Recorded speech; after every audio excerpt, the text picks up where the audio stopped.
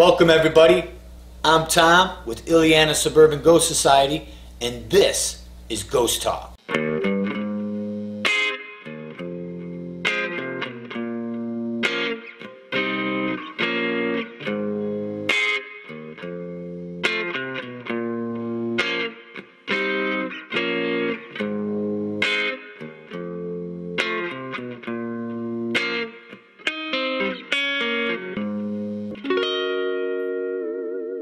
Today we're going to review our most recent investigation. It's a private home investigation in Illinois. Some things have to be kept confidential, so I won't review names and towns and addresses and stuff like that. It was very interesting. They started out contacting me several months ago. They reached out indicating they were having experiences in their home. So we set up an interview with them, tested the home, we did some baseline sweeps, took a lot of photos. The claims were shadow figures on the stairs, coming up and down the stairs. They had taken photographs with their phone, catching reflection of windows behind them and what I referred to as a sunroom. And there was images on these photos. They also have been, woke up in the middle of the night hearing voices, kind of in their ear, captured or heard voices, several times throughout the house. A lot of noise play. They've had objects moved. Pets that are affected seem to stare off into and look at something. So, based on those claims, we went there with the thought that we were going to take a lot of photos, kind of duplicate the shots that they were taking. We wanted to definitely run audio through everything, and we wanted to really check out the stairway, because that seemed like everything was evolving around this stairway. So during the interview process, they seemed really genuine. With most interviews, they're meeting us for the first time, so they're not comfortable with us, and we're not really too sure about them, kind of thing. You don't know what kind of story or background the home has or the people have. So, as soon as they warmed up to us, the floodgates opened and they were able to communicate their claims, and they appeared to be genuine.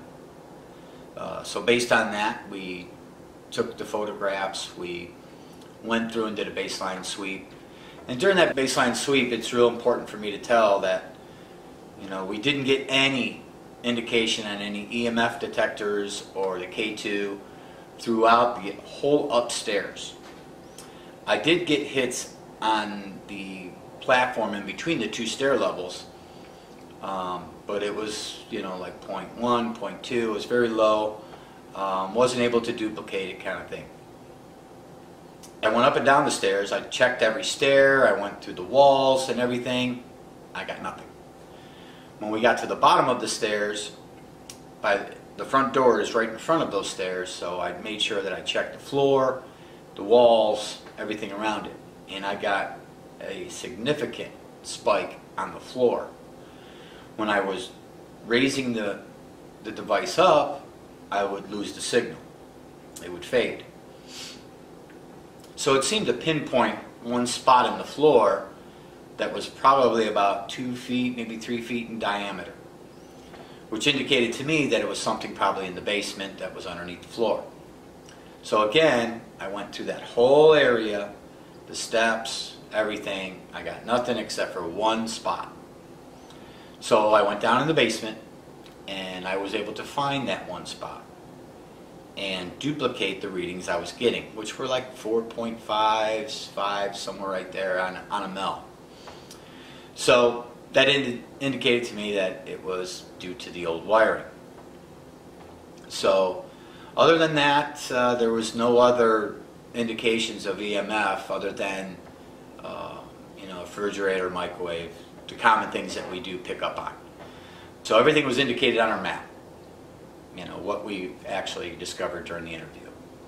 So we set up a date to return And in the meantime, we came home and I reviewed all my audio from the interview. Well, we had actually picked up a screen during the process when I was right there doing that test on the floor and picking up that EMF. I was asking questions, asking them to come closer to the device and so on.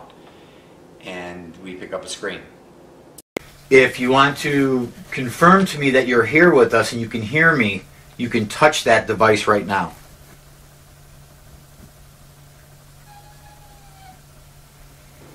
I've reached out to the homeowners and the other investigator, Vic, that was with me at the time, and nobody recalls it.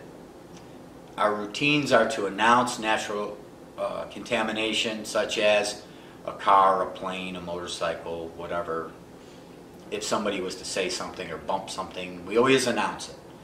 So in this case, I'm asking a question, I'm waiting for a response, and there's a screen. You would think that I would have communicated that. So that had us pretty pumped up. So we were pretty excited to get in there. We did set up a date, like I said, and within a couple weeks we were in there and investigating. We got in there, we set up our equipment, a few unexplained EVPs that we're still in the review process of, but nothing happened that was, out of the ordinary. Sat down with the homeowners, we reviewed all the research, which was, really interesting research. It covers all the way back to 1927. I know all the families that lived from 1927 all the way up till now, 2018. Typical husband and wife families. Some had kids, some didn't. There was a few deaths that were indicated in the house. But, the records and stuff from back then are a little sketchy. Some of the dates weren't really jiving, but I think we got a good picture of who was there, who lived there, and who might have passed in the house. So we went into it with the approach to, start out subtle. I wanted to listen to the house. I wanted to learn its noises. It had a radiator heat, which is actually hot water flowing through, steam flowing through radiators in each of the rooms. So you had that little knocking and bumping sound throughout the night, but it was very subtle. If you're around the actual furnace that's in the basement, yeah, it's a lot more noise down there, but nothing that we couldn't work through. Older home, looked all original for the most part. The ceilings and the walls and the construction and the trim and all seemed to be pretty much original. Yeah, so we reviewed all the research with them, and was able to show them a few pictures that we got off Ancestry of some of the main players. We actually got a picture of the house from 1952 and was able to show them that. So it was kind of cool to share that information with them. Before we started it, I reviewed with them all the do's and don'ts of investigating to make sure that they understood they are to keep as quiet as possible and to announce their noises, and no cell phones, no eating or drinking or candy, snacks and stuff during sessions, all the way down to proper clothing and proper attire, what to wear, because of all the IR that we had going on. So yeah, they had a full class of do's and don'ts, and they actually performed very well that night.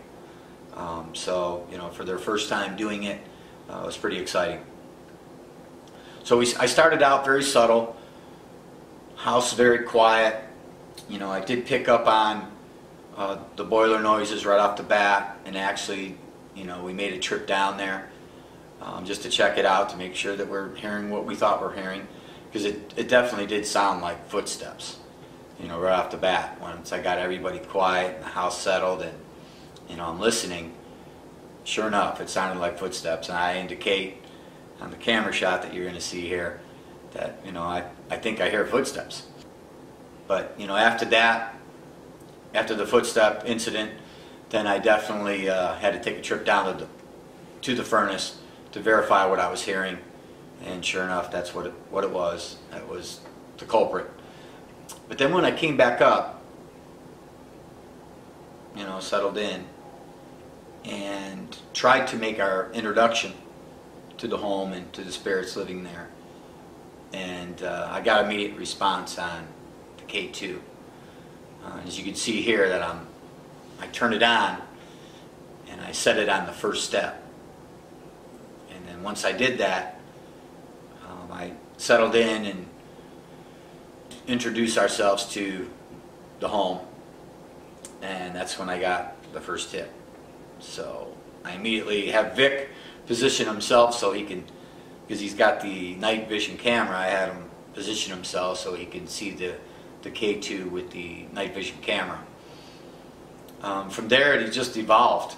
I stuck with my game plan, and that was to just simply try to communicate one-on-one, meaning that I don't know who you are, you don't know who I am, let's talk. And then I kind of evolved that into going into the past history of the home and the people that lived in the home. So that appeared to be successful based on the information that we have. The people that did pass away in the house, actually we did get responses from them and their spouses. It was interesting to see that transition. I mean, I knew I had a game plan, but to see it transition on film afterwards, it was quite interesting and perfect game plan for that situation. But when I got to relatives, then the K2 lit up. So some more questioning behind that led to additional hits on the K2. And we're talking 2 or 3 lights on the K2. So once I feel like I've established that communication, then I went into more personal questions such as names. And I got a hit. And it seemed to target one specific person, which was the grandmother. And when there was questions not revolving around her, there was no responses. But when they were directly to her, we got responses. Exhausted that session, shut down, took a break, and we scoured those stairs with the Mel and the K2 and got nothing. No hits. No reasoning for why we were getting these hits. So I moved the K2 up 2 steps and proceeded to ask questions again and got responses. So at this point, I'm pretty sure I'm talking to, or we're communicating with the grandmother, which was pretty exciting. For those of you that do what we do and do investigations and pay locations or private investigations, or anybody who has any experience with EMF, rempods, that kind of thing, coming from with this. Sometimes you get activity on it, but it's very rare that you see the thing light up to yes and no questioning. So once I moved that K2 to that up a few steps and I started getting responses, I moved the family into the room and I had them start asking questions. At this point I felt it was a little bit more private. I thought it was specifically a one-on-one or a two-on-one, I should say, conversation with the family members. So I took myself out of it. I stepped back about 10, maybe 15 feet into the other room where I could still see everything that was going on. And Angie and Vic did the same thing. All 3 of us were sitting shoulder to shoulder just watching. And it was quite amazing, the response. I've experienced something similar with it, but not with the K2. It was specifically around the rempod. So when we ended that session, I decided to change out the devices, kind of to confirm what we were getting. So I set up the rempod in the same spot. And immediately when we started the session around questions directly related to the grandmother, we got responses on the rempod. We moved it in several different locations on the stairs and received responses, meaning lights. So yeah, it was, completely caught me off guard. I was used to gathering all this audio evidence from investigations that I've been on and being quite content with audio evidence. Very seldom do we see photos or video. But in this case, I was able to, repetitively over and over again, communicate with something using 2 and 3 different devices. So it had me, pretty convinced what I was dealing with. So after that last session, I decided to, during a break, I decided to take the K2 by myself and scour the stairs again. And obviously my team decided to come with because they're just as curious on what I'm going to see. So going up the stairs, I received no indication of any signal on the K2 meter until I got to the top platform. And when I got to the top platform, there's a mirror leaning against the wall on the platform, sitting on the floor. So I kind of put the K2 up to it, and I got a hit. And I repetitively got more hits at that height.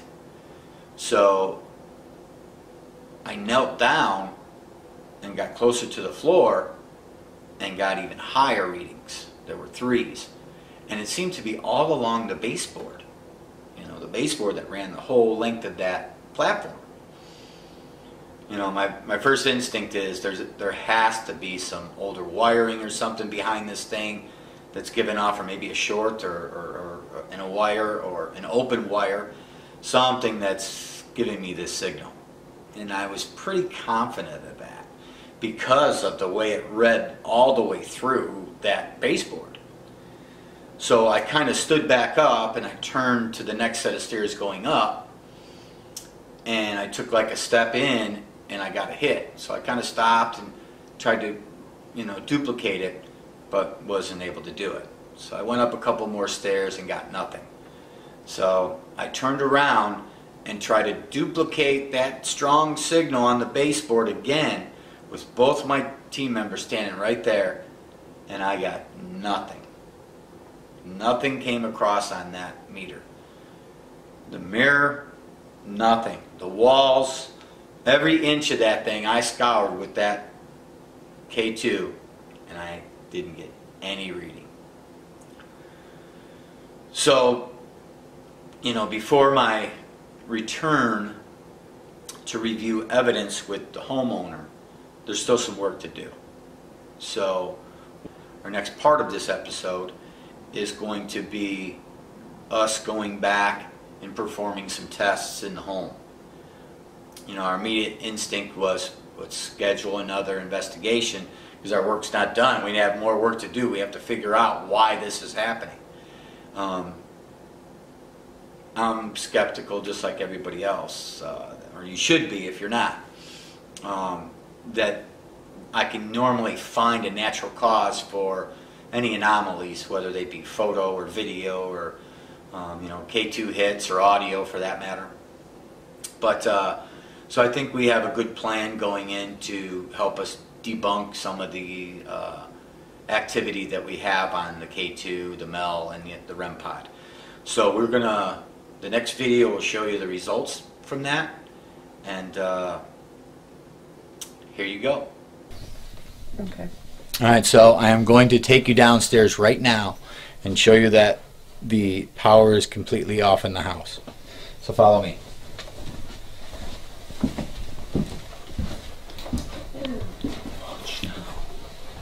It's huge. I'm so excited. All right, floor is wet, Vic. I see you. Here's the top. This is you showing the viewers. Every one of those breakers are off. Everything's to the left, everything's to the right. I shut them off personally. I went and shut each one of those off. There's no power in this house right now whatsoever. So now let's take the camera back upstairs and see if we can get a reaction on video. Follow me. Okay, I'm gonna make my way up.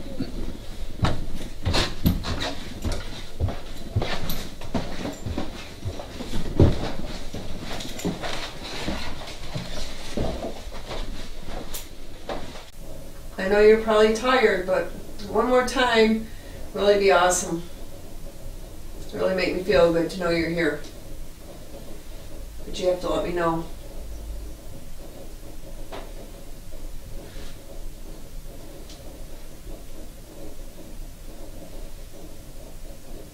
Vic, you getting that? Oh yeah. Oh, I didn't know he was... Thank you, Barbara. Thank you. Very, very much appreciate that. I'm glad to know you're here. If you don't mind, you'd like to come back in a week or so. Come on. I don't know what your obsession with green is, but yeah, you seem to like it. Yeah, okay, I get it. There's other colors there, just by the way, I just thought I'd let you know. You know that, right? She was stubborn. Can you try a different color? You might like it better than green. Please. She said yes, she could, but Okay, yet would she you? won't. Would you, please? No? Yes? Maybe? Man, you're leaving me hanging here, Barbara. Please? Hey, Barbara, do you think you can reach down and hit both devices at the same time? Yes, you can? Let's see you do that. That would be awesome. Hit them both. Can you light this one up too at the same time as that one? Let's go crazy. I can, but I won't. Am I in your shot? Please? Okay, light the green one up again. That's your favorite, I guess. Please? Yeah, the girl, Barb. You're doing swell. Now try both of them at the same time. That'd be really cool. That'd be like, you'd be awesome. Well known. Does it need to be a little closer to you for you to do that? No. No? You don't want to? Should we Do you move it want to light them both up? You switch devices on us. That's awesome. That's crazy. And that one's Oh, off. you did And them that both. one's on. That a girl. If we move it Thank closer, you. do both of them. Move it closer, see if she'll do both of them. Barbara, you're so cool. This is incredible. I'd like to see more than green. You got that on I tape, don't right? have on again. Just You should move it up and Yeah. All right, so just to give you an update, private investigation. We reviewed all the footage from the devices going off during the question and answer phase, and I never shut the power off that night. So we came back today, we shut off all the power, and we are getting hits on our devices that indicates that somebody is responding to us. So just to let you know, we are going to come back in a few weeks and reinvestigate with a whole new game plan, and hope to see the same result. So just follow me now, Vic. I'm going to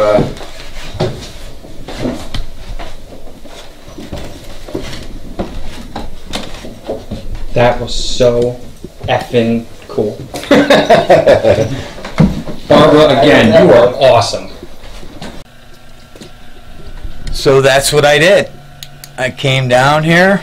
We got a few hits here and there.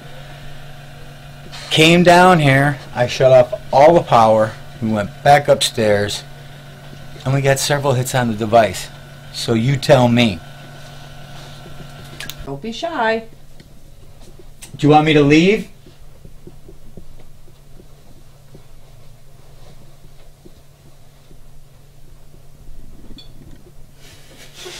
Alright, we're out of here. Took you a little bit, but alright. Now think about it. You had enough of me, did you? You want to do any closing statements before I kill this? Yeah, just like I said, it just confirms what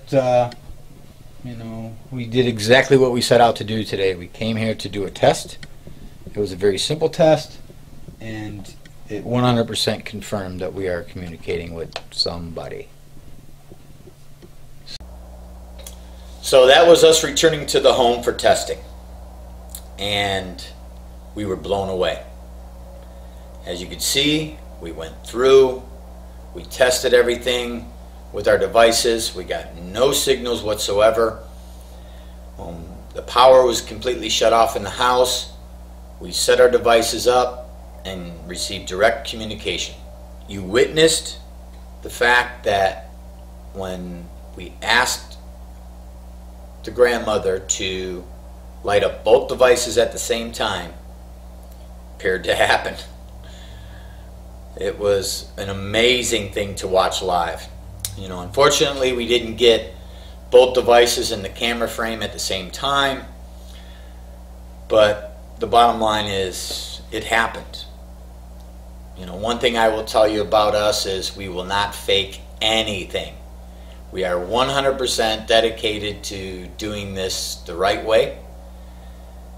We have nothing to gain from it. I couldn't sleep at night if I faked something. It is what it is.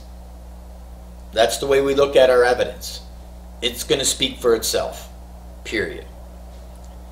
So, one thing I learned from this process over time, doing this for as long as I have, that not everybody's going to believe you when you tell them the story.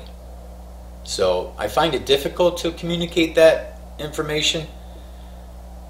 Again, I let the evidence speak for itself, and you interpret what you want, the way you want it. Me personally, when I catch something like this, I want to go scream from the mountaintop and tell everybody.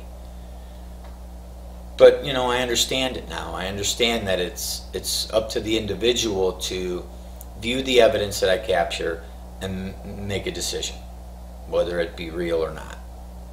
So I will continue to do that. We will continue to do that and do the best job that we can. So we're going to be returning to the home. We have some additional information on the grandmother. Excited about that. And during the first investigation, we captured several EVPs. So we are going to take the top 5 and play them for you now. And again, it's up to you to interpret what you're hearing. So if you could leave some comments below, we'd appreciate it, and tell us what you believe that you're hearing. And I hope you enjoyed the video. We have a lot more to come. I do indicate on the beginning of this video that as you see, the Bachelor's Grove sign is gone. It was in the earlier shot. My plan was to, once I received it, I wanted to return it, and I wanted to put it back up on the fence. So just to let you know, that's what I did. And on our Bachelor's Grove Ghost Talk video, you are going to see me do exactly that. So thanks again for watching, and see ya. Do you like it here?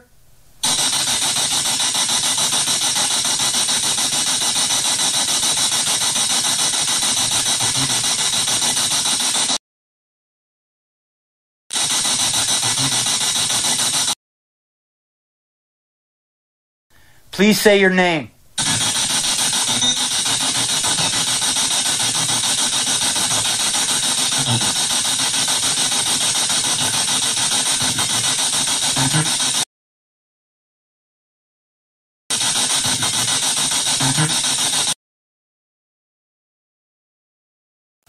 I'll talk to you, but you have to let me know that you're here.